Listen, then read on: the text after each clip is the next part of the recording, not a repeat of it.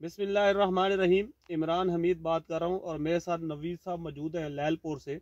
नवीद साहब क्या हाल है? ठीक है। ठीक है इंशाल्लाह का शुक्र नवीद साहब कौन सी वैरायटी लगाई हुई है? है। ये जी 28-33 लगाई है हाजी संस वालों की। अच्छा माशाल्लाह। कितने एकड़ लगाए हुए हैं? 3 एकड़ लगाए हुए हैं। अच्छा, ये कब लगाई थी? ये जी 10वें महीने की 21 तारीख को लगाई थी, अक्टूबर 21 टिशू में। टिशू में। और माशाल्लाह फसल देखें बहुत एक जैसी फसल। जी। आप ये बताए कितनी चुनाइयाँ ले लिए? ये जी इसकी इस वक्त 3 चुनाइयाँ ली हैं। 3 चुनाई। कितने मन आ गए हैं?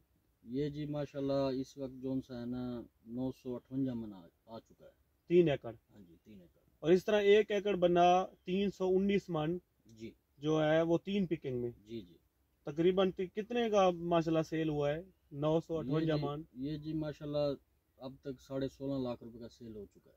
16.5 अल्लाह ताला। और माशाल्लाह फसल भी बेहतरीन खड़ी है। जी जी और देखें एक जैसा पौधा है जी जी। और फ्रूट भी माशाल्लाह जो है ना लगे हुए हैं।